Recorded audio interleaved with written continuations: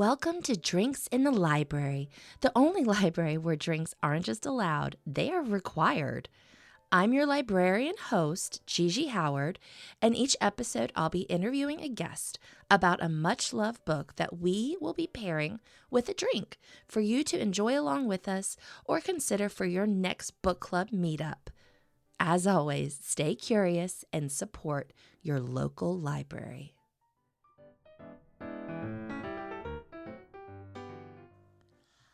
Hi, y'all. It's Gigi. I hope you're having a great summer. I just wanted to let you know I am taking a little break this week. I've got a fun episode I'm really excited to share with you coming back next week. But for today, I have one of my favorite episodes coming to you that originally aired April 2nd, 2024. All right, enjoy. Hello, Libration Nation. This week, I am talking about the book Anne of Green Gables by Ellen Montgomery. This book was so formative for me as a young girl and also for my friend Deanna, Firehair, who I'm speaking with this week. And it was just genuine joy catching up with someone and talking about this book that we both really love a lot. And I hope you enjoy listening to it. Deanna is a practicing social worker and therapist and asked for just a little bit of anonymity, which we respect here at Drinks in the Library. And it also led to one of the best bios I've ever read. So Deanna is a redhead, just like Anne. She is a flight gymnast, a swamp witch, and therapist to the stars. And if you're looking for her, you can catch her in the woods. Anyway, it was so much fun recording this, and Deanna and I have a blast together, and I think you can really hear that in the audio. Thank you so much, and enjoy the show. I feel like this is really representative of my personality, maybe. Wait, the drink? Well, like there are multiple drinks. Yeah. I have my notes in different places. Well, I love that. Yeah. Okay. Sweet. Okay. Cool. You're like, it totally embrace who you are. Yeah. Yeah. Absolutely. Yes. That's what Anna's all about. That is what Anna's all about. So, okay. And not to put you on the spot too much. Yeah. Who are you? I've been waiting for you to ask me that. Who am I? My name is Deanna. I'm a social worker. Mm-hmm. I live in rural Virginia.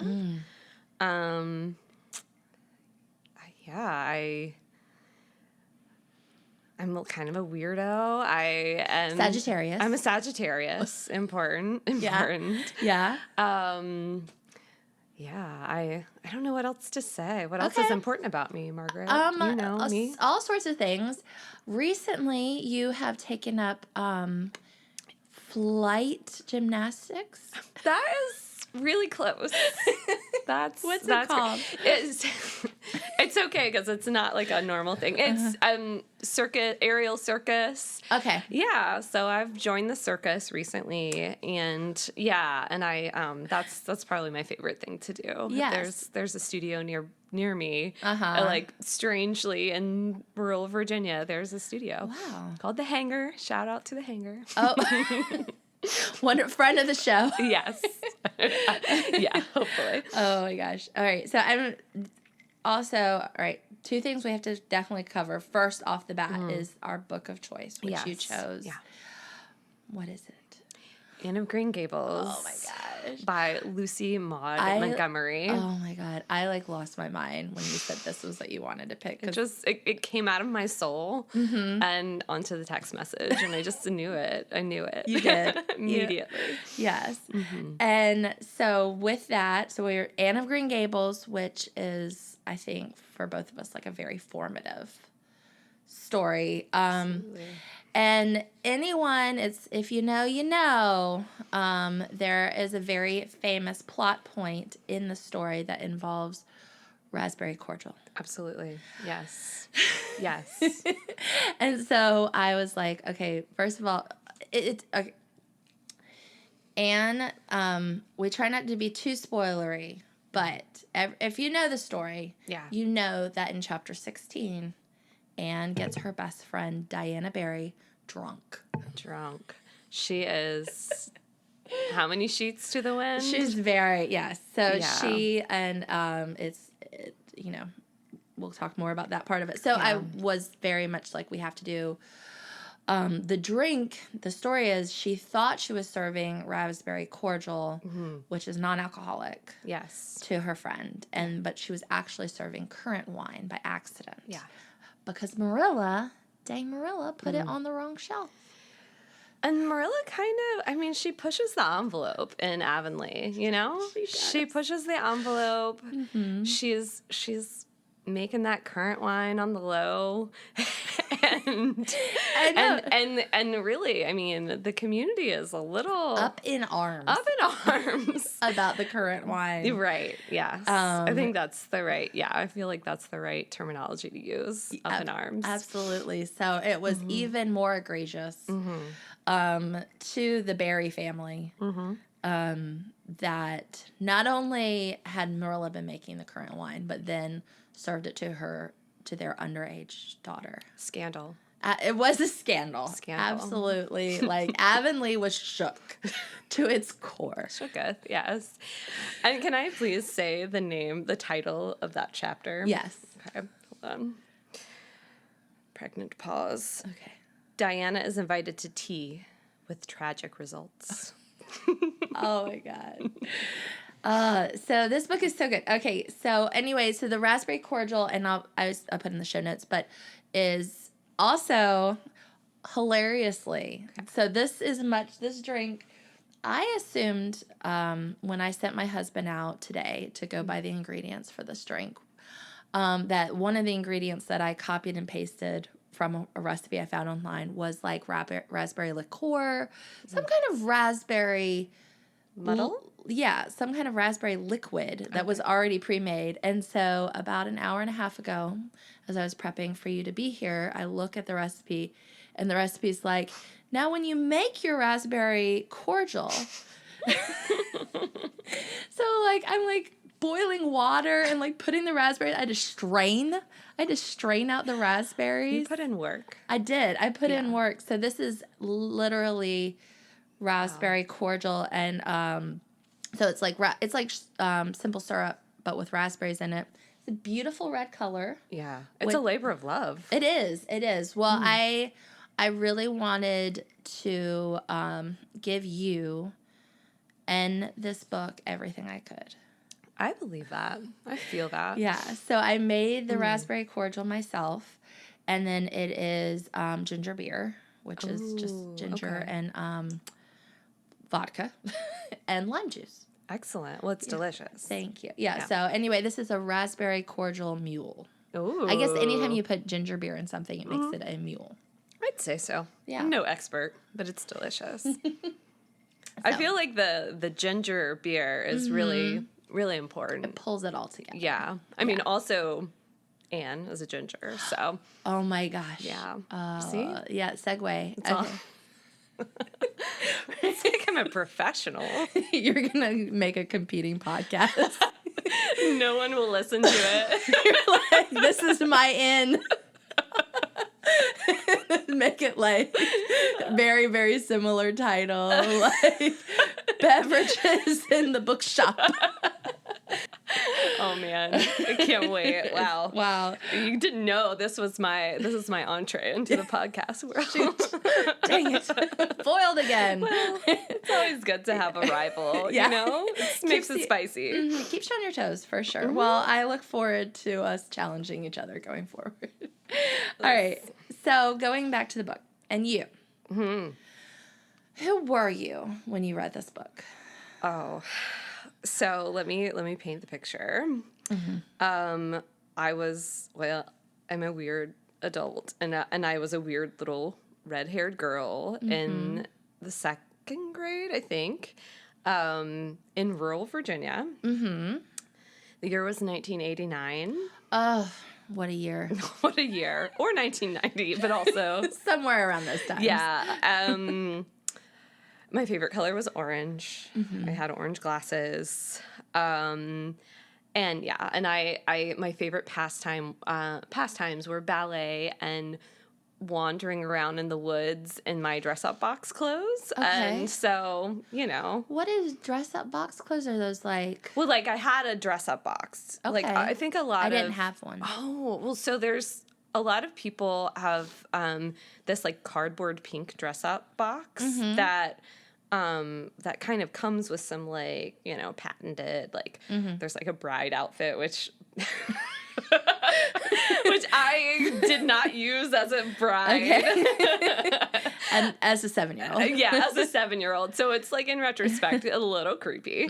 But also I added to it my own, like, my mom had all these, like, amazing 1970s, like, nightgowns and stuff like that I added to my dress-up box. So I was a little weird kid just, like, wandering around and, like, reenacting you know, plot points from books. So okay, and so this was one that this you was definitely were one. reenacting. Yeah. Yes. yeah. Okay, yes. And I, not to steal your thunder, like, one thing is I have, like, a very similar, like, We've never talked about this. no, we've never talked about this. Yeah. And I'm from Charlotte, which is not rural, but my best friend, one of my best friends when I was, like, in elementary school, and I was homeschooled, and Meredith, shout out to Meredith. She ever listens to this? Angela, shout outs. I'm sorry I started it. She had, like, these woods in the back of her house, and it, like, led to a creek. And she, like, loved this book too. Yes. And so we would talk about it all the time, and we would go into, like, the woods. And I also, like, I very much connect with Anne. Oh, yeah. I mean, just, like, her dramatics, honestly, like, rereading this a little bit to prepare for this reminded me of myself. It reminded me a lot of my daughter. Yeah, so it just reminded me about Anne. Yes. So, what is, like, I mean, you have red hair? Yes, I do. For the listeners. Yes. It's a little darker. It's developed into a pleasant auburn as the books. It's beautiful. And that was always her dream. Yeah, that was always her dream. Yes. And I made it there too. Yeah. Mine was pretty bright orange. Okay. I was definitely called Carrots. Okay. I had a temper. I didn't take anybody's stuff. And yeah, I was also quite dramatic, obviously, as I have bared my soul and shared it with everyone. I think when you're kind of in a little bit outside of the box thinker, you can sometimes spend some time alone. And I spent a lot of time alone. Yeah. But my imagination was really was my friend. Okay. Yeah, just like Anne. So I really loved it. Yeah. Do you, for those, whoever's listening maybe hasn't read the story, what's the subject? Who is Anne? So when Anne, spoiler alert, well, it's not a spoiler at all. I mean, it's at the very beginning of the book. But, Anne is an orphan and nobody wants her. Yeah, and it's in Nova Scotia, right? Like Prince Edward Island? She's from Nova Scotia. Yeah, it's Prince Edward Island, but I don't know the geography very well. But I know Canada. It's in Canada. Yeah, let's go with that. Yeah. So we don't offend anyone. Offend any of your Canadian listenership. But so she comes in on the train and she's waiting for her people to pick her up, the people who are adopting her. Right. And the Matthew Cuthbert. Man among men. Oh, Matthew. Yes. Matthew drives up in his white Sunday collar. Yeah. He's this quiet, like, it's just like this, it's just this wonderful, character that's just quiet and loving and internal, and just meek and sweet. And he comes and he's expecting a boy, But he picks up Anne instead, and he just can't not pick her up and take her home. And she goes hard from the beginning. like she jumps, she goes in immediately. And she's like, her quote is, "I had made up my mind that if you didn't come for me tonight, I'd go down the track to that big wild cherry tree at the bend and climb up into it to stay all night. I wouldn't be a bit afraid, and it would be lovely to sleep in a wild cherry tree all white with bloom in the moonshine. Don't you think? You could imagine you were dwelling in marble halls, couldn't you?" And Matthew is just like, what? Matthew is kind of taken aback. He doesn't say anything. He's just like driving his car. Yeah, he's just driving his car, and he just doesn't know how to respond. So I feel like Marilla will deal with this. Yeah, he immediately, I mean, I think it says in the book, he's just like, can't wait for Marilla to handle this stuff. You are like doing such a good job doing this. It is reminding me, have you ever seen that like meme or whatever online? It's like, why do quiet men marry loud women? And to clarify, Marilla and Matthew are brother and sister, but still they're clearly sort of partners. They run the farm together. And why do quiet men marry loud women? And some man responded, is like, someone's got to tell these waiters my mashed potatoes are cold, and it's not going to be me. Exactly. Someone's got to send the food back. You're right. Anne is the one, I feel like. And Marilla also, probably. Yes. Yeah. Yeah. So, but then they get to the farm, to Green Gables. Green Gables. Yes. And guide us through. So they get to Green Gables. So Matthew's already like, I think we get a peek into Matthew's internal workings where he's like, Marilla's going to deal with this.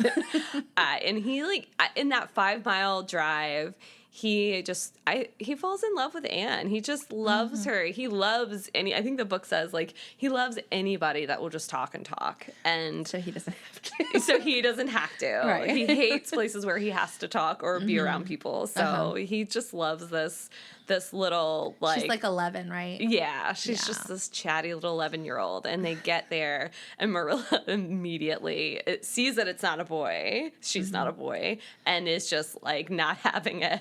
Doesn't mask anything. She's just like, why did you bring this non-boy? Right. And Anne just collapses into a chair and just sobs. And she tells Marilla, this is the first time she talks about being in the depths of despair, and asks Marilla if she's ever been in the depths of despair. And Marilla certainly has not.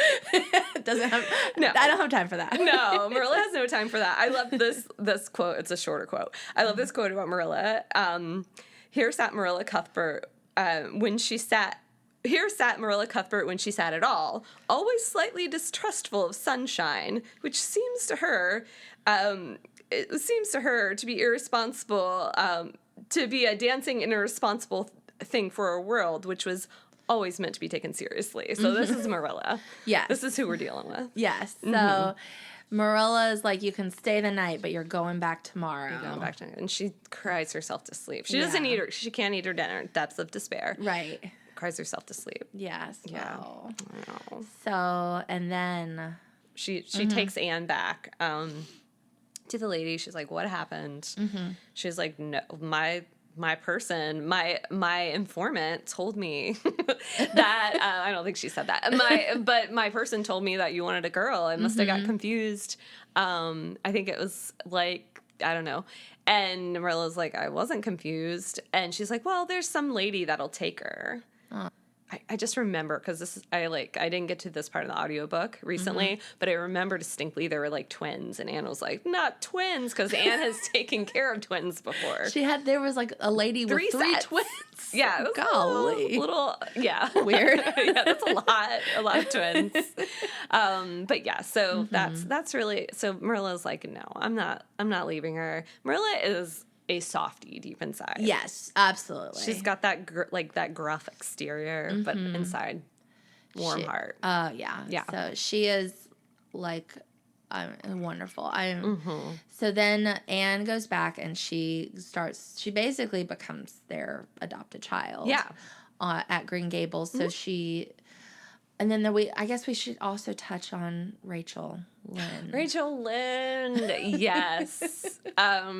Yeah, I of course I pulled quotes for. Okay, I did love my homework. You did. I did my homework. Came prepared. I did. And like the very beginning of the book, I didn't appreciate it. I don't think how like the exposition is all about how Rachel Lynde is this nosy so and so, and she's their next door neighbor. Yes, yeah, and she like even planned her house to be on the top of the hill so she could see people coming and going. Yeah, like she's that nosy. Yeah, she planned it. Yeah, and it said. Okay, there are plenty of people in Avonlea, and out of it, who can attend closely to their neighbor's business by dint of neglecting their own. But Mrs. Rachel Lynde was one of those capable creatures who can manage their own concerns and those of other folks into the bargain. She's got, like, she is so nosy. Yeah. Yeah. And she also is kind of,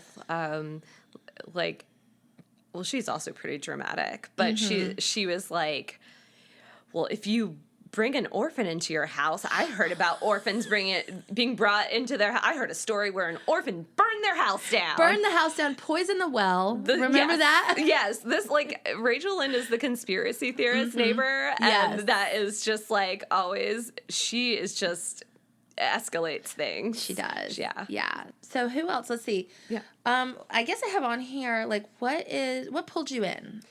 Well, so I think when I was in second grade, my mom read the story to me at night, and then I started reading it on my own. So it's really like kind of it's a very like sweet to me kind of. And my mom knew all of the characters, and we would just kind of talk about it, like, and she. Because I had a lot of similar traits to Anne, she would make some comparisons. Right. So yeah, so it was kind of like a thing a thing for us, you know. Aww. Yeah, really. Yeah, and it was nice because it was kind of like these traits of Anne that are kind of seen a little bit in a negative light. My mom really loves those things about me because things haven't changed too much. But you know, so that was I don't know, that's just like such a pleasant kind of core memory for me. Yeah. So yeah. Well, and I was thinking today a little bit about the feminism of this story because a lot of times girls are told like your feelings and your thoughts don't matter. Yeah. Whether it's like actually told that or we're told that like, you know, subtly. Right. It's implied. And like, I mean, I think also what pulled me into the story is, you know, there's this little girl, and what I love about it is so often in a lot of stories for young people, there's this, like, little weirdo, and then she transforms into a beautiful princess, and into this, like, picture of what it means to be the right kind of woman. But Anne doesn't ever, like, I mean, she grows up, and she, like... She has a mini glow up. Yeah, exactly, but it's not, like... she doesn't change, essentially. Right. Like, she stays the same. She still has a temper. She still tells people what she thinks. And doesn't, and so, I mean, it's also, like, kind of written... I guess it's Victorian era? 1908, I think the first book was published then. Yeah. So I don't know what that would be. Yeah, sort of like late post-Victorian, I guess. Okay. You know, pre-World War I. Edwardian? I don't Edwardian, know. I'm just making up words. We obviously... Just go with it. Just say it with confidence, and then it becomes real. Yeah. You are going to get some comments on that. Well, actually. And I love the characters are so good. They're so rich and just so, I think the story is about a small community too. And I really related to that, you know, it's just like, it's about community and it's about like people who are drastically different and having to like get along and there's, you know, in my therapist language, there are like ruptures and there are repairs and there are imperfect people, you know? And Anne is often the one that explodes. Right. And reads people to filth. Yeah. And It's so good. It is, yeah. So she goes to school, and I think we can talk a little bit about she encounters her nemesis. Oh, Gilbert Blythe. Oh, classic. I mean, this is an archetype for, for the ages. For the ages.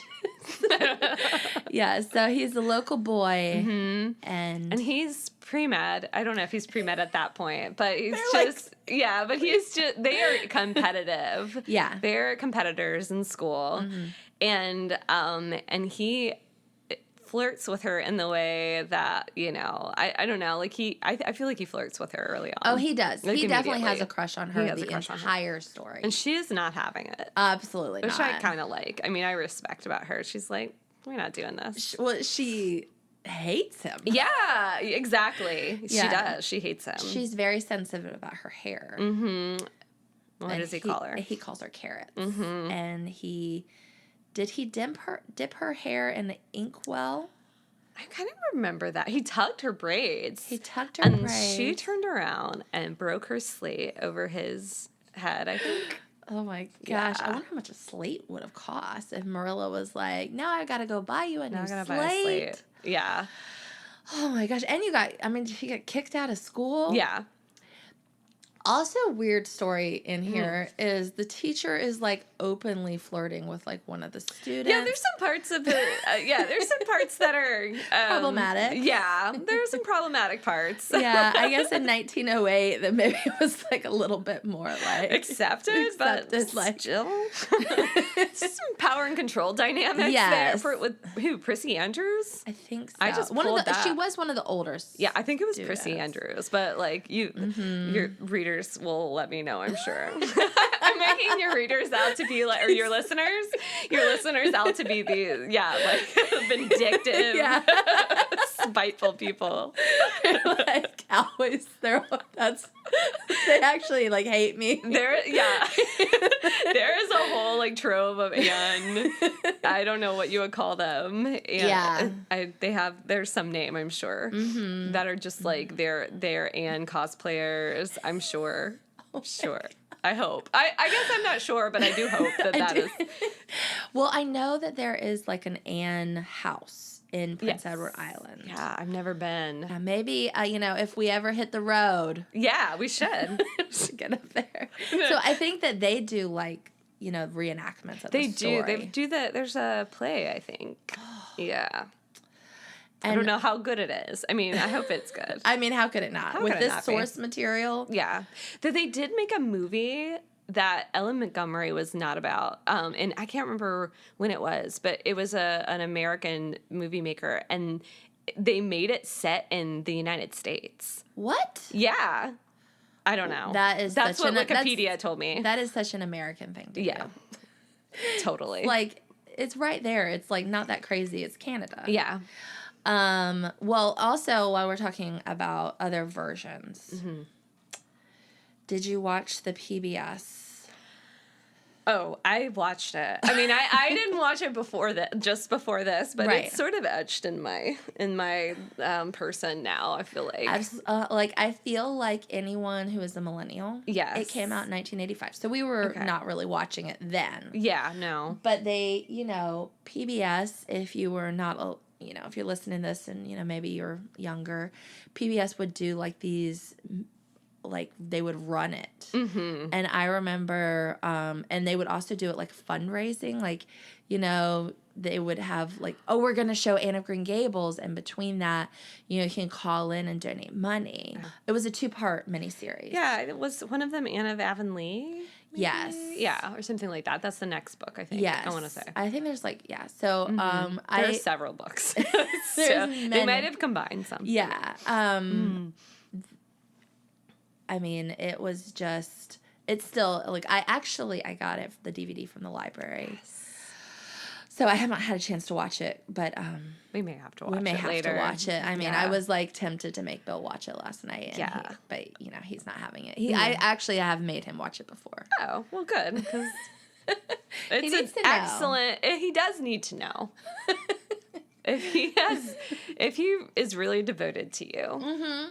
You know, this is who I am. This is the test. Yeah. So I'm putting a cleft in your relationship. That if you don't watch this, No. I mean, we've been together for 17 years, but this is it. This is it.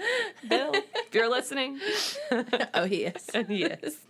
What else do you have to share with us? Yeah, I think one of the questions was, what's the vibe of the book? Mm-hmm. And we kind of talked about it. I really like her communion with nature, and it's done in this way that's not affected, that's not like, I don't know, she just has this appreciation for the poetry of nature. Yeah. And she's always like out in the woods somewhere. She's always like renaming things as well. Do you remember some of the names? I don't. Okay. I don't. I wrote some of them down. I love it. Don't you worry. But I'm a little bit like, it's giving a little like colonizer a little bit, but like she's like rolling up in Avonlea and it's like, I'm renaming. That's not a good name for the avenue. She does name that White Way of Delight, so that does sound like that's really giving colonizer. Yeah. But yeah. But some of them are less. So Barry's Pond is renamed the Lake of Shining Waters. Oh well, yes. I do remember Yes. And then the area in Mr. Bell's Woods is named Violet Vale, which is beautiful. That is beautiful. I don't remember what Idlewild was, but that also is another name that's just like, she just has this, she connects, she's just so rooted in the nature around her. I mean, she kind of had to have been, because I think her only free time, her only kind of survival when she was little was nature, and I just love that about the book. Yeah. And I think, a big theme is like being flawed is okay. Like, Yeah. I like that. I love that. I love that too. And like really seeing the beautiful in the ordinary. I feel like does that in a way that's not Pollyanna, which I was thinking is, I can't remember. This is a side note, but like, was Pollyanna based on a book, or is that a Disney movie? Okay, I think there is a book about Pollyanna, and I felt like that was so like, just like what's the word? I don't know. Just so like making everything like painting a pretty picture of things, right? But Anne really was like, could acknowledge that things were hard. I can acknowledge that this sucks, but I can also kind of like make meaning of it, and and also maybe kind of like get through it by imagining it to be something different. Yeah, which I love. I mean, I guess I have a similar viewpoint, and to be fair, she is probably, someone, her character at least is someone that has seen very difficult things. And like, I mean, I guess the Netflix version. Oh yeah. Anne with an E, which I tried to watch a little bit. But it depicts a lot more of probably like what the trauma was like before. And I think if we're being honest, like there probably was more trauma that a child that experience would have experienced than really like the original story gives us. Yeah, there was no there were no regulations in these homes. Yeah. But to be able to have that and still come at life like you're saying. Yeah. It's a choice. Yeah, and I think it can be kind of misconstrued when we say that it's a choice that you make, as if, because as a therapist, I talk to people who have experienced speakable trauma. But there's like, I think also we can say that like you can hold the difficult, hard things in your body at the same time as holding that there are some beautiful things in this moment that we can sort of grow in our minds. We can focus more on certain things, and we have to. I mean, this is a survival mechanism for her. But I love that it's not, the alternative is this sort of count your blessings kind of like, that kind of idea that's like, say like just dismissing and diminishing the difficulty of the moment. I think we have to hold both, and Anne does that really well. Yeah. I love it. Getting deep. That's beautiful. Yeah. And you said it so eloquently. Keep going. Okay. More therapist hat stuff. Yeah. Therapy hacks. You're like, I don't want to wear that today. I can't help it. Like, I'm an attachment therapist, so I'm like, I'm always wearing that. I'm always looking at relationships and connection and how, like, I mean, we're biologically driven to connect to our people. And I love how, and such a huge cornerstone of attachment work is, ruptures and repairs, and really, people have, like, we all have sort of a yucky side, and we all, so we all, like, there are things that come up in us that are not our best selves. and so, I mean, I love that how Anne really connects with her flawed humans in her community. And it also to me, this may be like going a little bit too deep, but it's also very like transformative justice in a way. Like, there's so many like pieces to it that there's some kind of punishment, there too, but there's so many pieces to it where they really had to like struggle through some repairs, because I think in rural communities, that is something we have to live together, and we have few resources. We don't have like, we have fewer resources. We have a lot of like limitations, and so we have to figure it out together a lot of times. And that's what I feel like her community did, which I really liked and related to. Well, and I appreciate that too, because like, I had never really put all that together because I don't experience it. And so unless you experience something, you just miss things. I mean, I'm sure there's things I miss all the time. Well, we all see things through different lenses. And, I think that's why it's really important to kind of to go back and look at and reflect on some of these formative books that, and how they changed us in different ways, and we could relate to it in different ways. Yes. Well, and I guess that's a good question. For one of my questions is like, do you read this genre often? That's funny. And I was thinking about that. I'm like, what children's literature? I don't know what is this genre. And I was gonna text you, and I was like, no way. I'll wait for the pod. Yeah, no. I mean, I think I just asked to see if, because sometimes people like only read romance. Like there's certain readers that are like that. So I think that is really why I have the question. I want to include it. But yeah. What genre is this? I mean, I would say it is children's fiction. At this point, it's a classic. Okay, yeah. And I mean, literary fiction, I guess. Yeah. I occasionally do. I mean, I have gone through phases where I'm like, I'm a big Jane Austen fan. I feel like, I don't know. Oh my gosh. I'm a stereotype of a person sometimes. It's fine. It's fine. I don't know why I like all these like very like pulled in, like they can't express themselves. Oh my gosh. Stories. I don't know what that says about me, but I love, like Pride and Prejudice. I mean, that another archetype, Mr. Oh my gosh, Mr. Darcy. Yeah. The 2005. Oh. Wait, which one is that? With Keira Knightley. Oh, I love that one, but my favorite is the what is it? The BBC one? BBC one. Okay. Yes. We watched it over Christmas. Yeah. Bill, because that's long. That's very long. Wow, Bill. Okay. No, Bill did not. Oh, okay. I was gonna say. No, it was the opposite. He was like out. I was watching it, and he would like walk in the room, and he was like, "Oh, you're watching this again." He's like, I'll be downstairs. Even Annabelle was like, oh my God, Mom, can you watch something? Can we do something else? No, it's a commitment.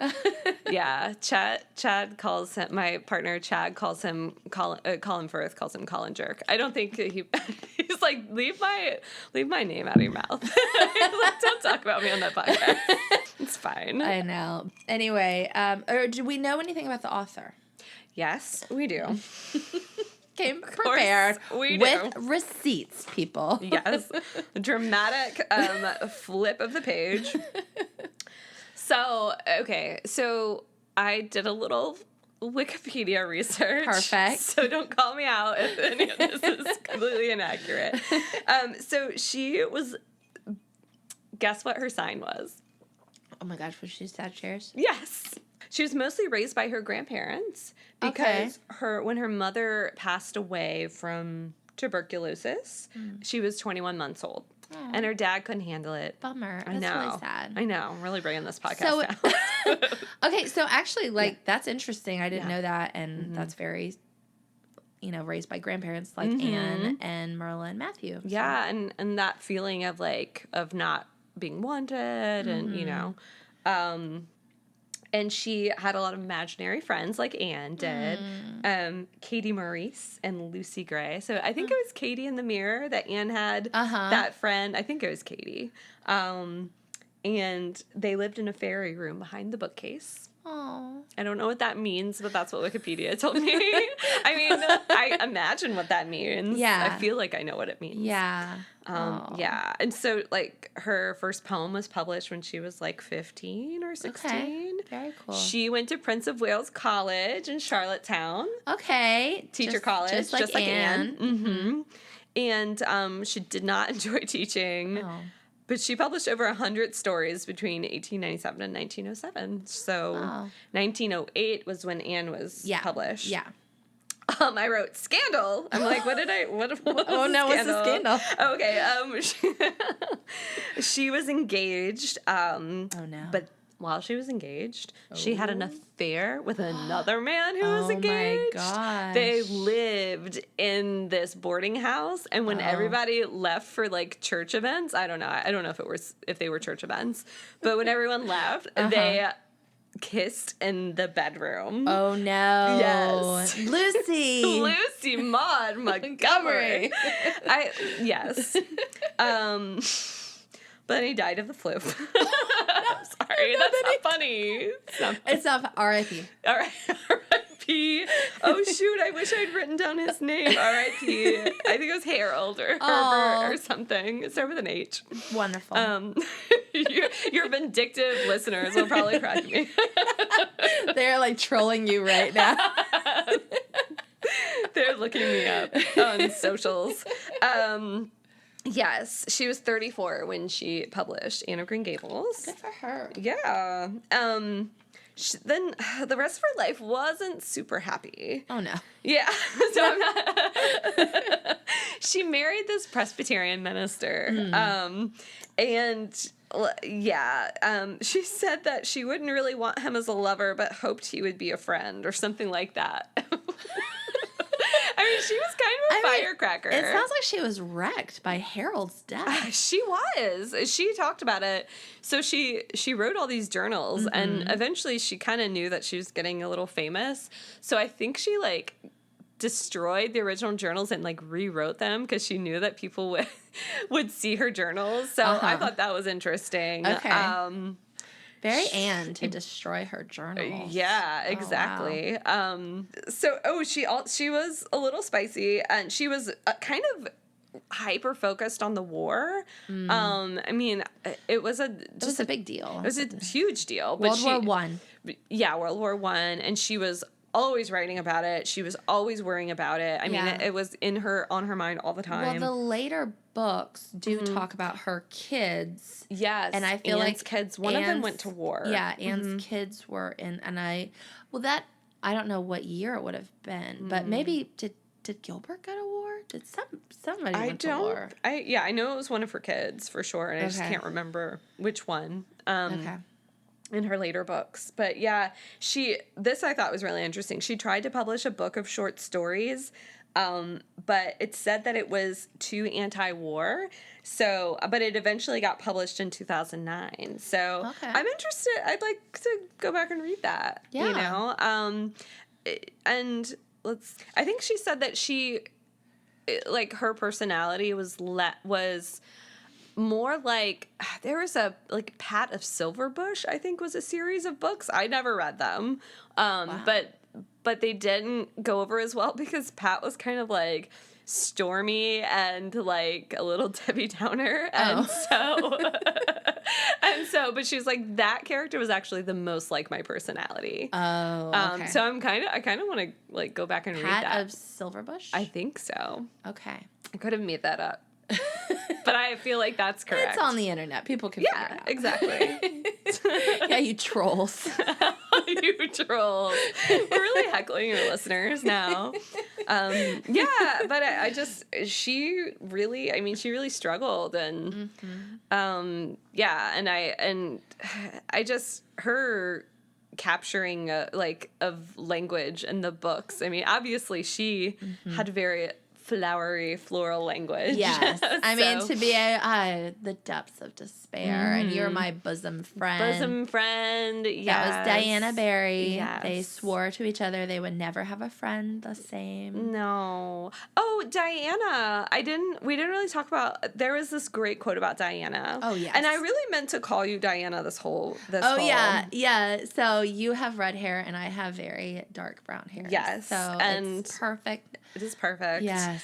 And you know, one of the things, just rewinding a little bit, I feel like this book has been really meaningful to me in different parts of my life. So I read it in second grade for the first time, and then I feel like because of that, the nature of it, just like really having to focus on the beautiful things, it's really good to it's really helpful to get through hard times, I feel like. And so I've reread it at different times. When I was going through grad school, and like working full time, I had this friend, Christine, at the coffee shop I worked at. And she is my Diana, and I was her Anne, and we fangirled over Anne for our whole shift, and like we would sometimes like talk as if we were Anne and Diana. So shout out to Christine. I texted her first, yes, Christine, love it. And I texted her, you know, if like anything I need to remember as I'm talking about it. But yes, So yeah, but my quote for Diana, and Diana is so grounded and down to earth. And it's a very simple quote. And Anne has this fixation on she wanted to be called Cordelia. She loves names. But if Marilla wouldn't call her Cordelia, could she at least call her Anne with an E? Right. Like spell it with an E. And Diana said, I'm not sure where in the book, I think people make their names nice or ugly just by what they are themselves. And then Anne, of course, did a flourish and said, that's a lovely idea, Diana, said Anne enthusiastically. Living so that you beautify your name, even if it wasn't beautiful to begin with, making it stand in people's thoughts for something so lovely and pleasant that they never think of it by itself. Oh, I love that. Yeah, yes. That's beautiful. And Anne. That's Anne. Yeah, and Diana too. Yeah. Diana was sort of like always the calm one, but I think sort of like almost a little bit like Matthew. A little bit, I mean, more talkative, obviously, but still like a little bit like, here is this just like this force of nature. Yeah. It's like that like nice friend, mean friend dynamic. Like Anne would definitely be the one that's like, no, or sending your mashed potatoes back. Exactly. Yes. Yeah. And Diana was often quite terrified by Anne's schemes and things that Anne wanted to do. I kind of really, I feel like I need a friend like that. Yeah. Yeah. I feel like you're a little bit more Anne than Diana, but. Yeah, but. Probably, let's be honest. Yeah, let's be honest. And that's fine. Yeah. But I feel like I've always had a Diana friend too in my life. So. A calming friend. Yes, I know. My two oldest friends, shout out Hannah and Haley. really shouting people out. We're shouting out everybody. They have often been my Diana. Yeah. So, of course, they would probably be like, I'm the Anne. Oh, well. Guess what, guys? You get your own podcast. Yeah. I'm doing it. I'm doing it. I'm officially welcoming Hannah and Haley. I'm officially welcoming them on my podcast. Stealing friends, stealing podcasts. I don't even know. I don't want a podcast. Someone named Deanna texted me. I was like, I'm taking Margaret down. They Facebook messaged me because how did they get my number? Yeah. Oh my gosh. Yes. No. So yeah. But yeah, they've often been a great Diana to my fiery Anne. Yes. So. Okay, we're having a lot of fun and we can keep going, but I do need to ask you, who would you recommend this to? Who would I recommend it to? It's interesting because I was thinking about, young people now, and like I read this when I was a very young person, right? And I love this next generation. I think I have a lot of clients. Shout out to my clients. They're not listening. They're not listening to podcasts. Well, I have to tell you real quick. I have just this week, and I was like thinking about it. So I'm gonna start calling my listeners Libration Nation. Oh no, I love that. And I'm like, I did like a little intro the first time I said it, and I was like, "What up, Libration Nation?" It's like my mom and like 3 other people. Shout out to my mom. And your mom's like in the corner raising the roof. She's just like, that's right, I'm Libration Nation. Just me. Hannah and Haley are like, I'm never listening to this. I'm sorry to bring them into this. Yeah. No, Hannah and Haley are both Libration Nation. They are Libration Nation. Okay. All right. So they say. Okay. So yeah, going back. So why am I trying to like unseat all your relationships? I'm sorry. What's your mom's name? What's her name and social security number? Okay. All right. So who would we recommend this book to? So I was thinking, I feel like I would really love for young people to read this and tell me what their hot takes are on it. But I do feel like it is a classic, and I feel like I'm so curious as to what other young people would be, how they would view it. Yeah. Well, and I was thinking about it too, like Gen Z is like the most diverse American generation there's ever been, which is great. And then the next generation's coming up. I just watched a webinar yesterday. So the next generation, millennial. Yeah, it was for work. Yeah.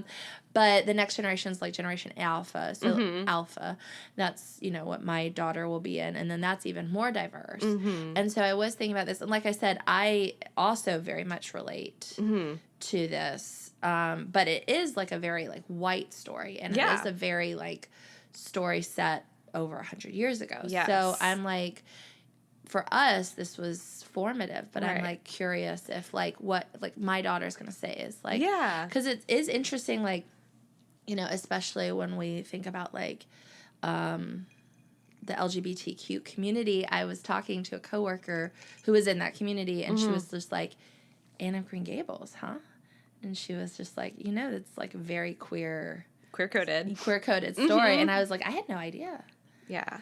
So anyway, I'm like wondering if like people will pick up more on that kind of stuff. Well, so Anne with an E, and I'm, forgive me, Libation Nation. Libration Nation, sorry.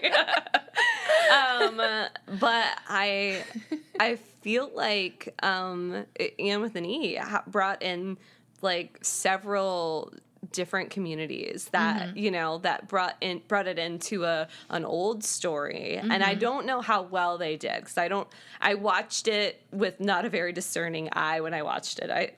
It was a long time ago, but yeah, I would be really curious, because there are a lot of people that really loved it, and there probably are people who didn't, but yeah, it brought in elements of the LGBT community, and it also brought in different groups. It addressed the indigenous community of that area too, which I think is interesting, and I'm not sure how they utilize the indigenous voice in that Netflix special. But we need to go back and rewatch it. Yeah, now I want to go back. We're not and rewatch necessarily promoting it, but we're acknowledging it. Yeah, we are acknowledging that they we are acknowledging that they addressed it, but we don't know how well. So I do think, but the story itself, the original, is it's pretty white.